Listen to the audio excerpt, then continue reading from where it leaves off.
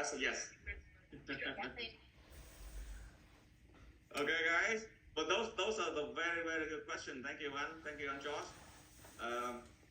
Anybody else have any questions?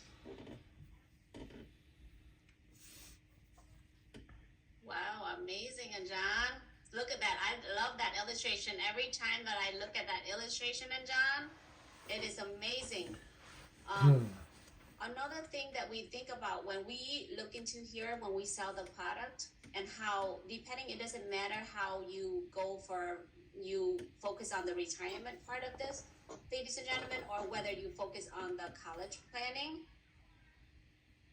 I want each and every one of us to be, like the thing that is so important in this industry and so important in this business is be able to believe in the product that you represent.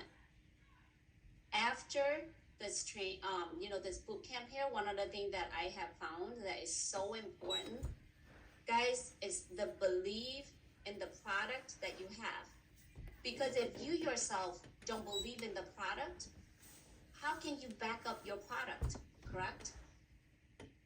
If you don't back up your product that you represent, how do you think you can have your client believe in the product that you're gonna be able to sell? So when it comes to the doubts that they have, like the question and Charles asked earlier about what if the insurance company went, bankrupt, right? A lot of times, that is the biggest fear for us as agents, to have that too. I myself had that problem too.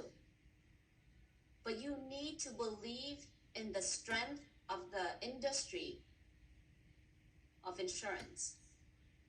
You have to understand that each of the industry, you have to ask the client this. Majority of all of us have big accounts.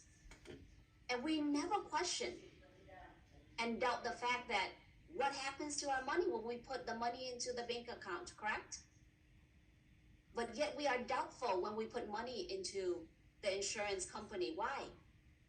Because putting the money in the bank, everybody does it. It's the norm. But because the insurance, the life insurance, is not normal. So people have lots of doubts. So you have to clarify out that doubt and be able to stress the fact that one key factor, besides what and John has mentioned earlier, is that you have to know that every insurance company, it is required by law that they have to set a set dollar amount aside. It's called the reserve funds.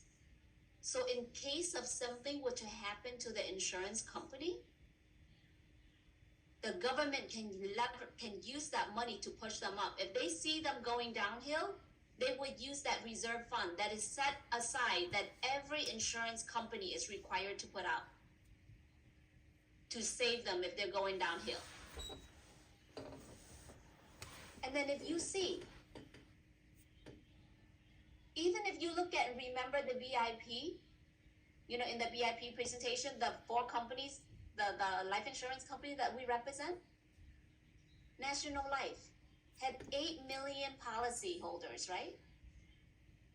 So if you can imagine 8 million people having that account in there, have their money in there, and on an average, each account is about 200,000 to some of them going up to millions. So if you multiply that by 8 million policy holder, what that will do to the economy of the US? Do you think the government will allow that to happen? Very unlikely, right?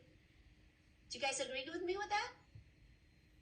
So when we will go out there to be able to educate our client, you have to be firm and believe in the product and understand exactly what it is.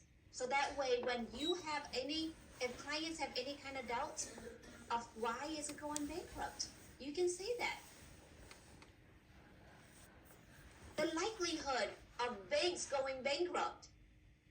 It's a lot more than insurance company. Even banks themselves have to borrow money from the life insurance company. But one thing you have to be able to mention too that would hopefully reduce some of the doubts about the bankruptcy likelihood is that banks, the life insurance company are required to set aside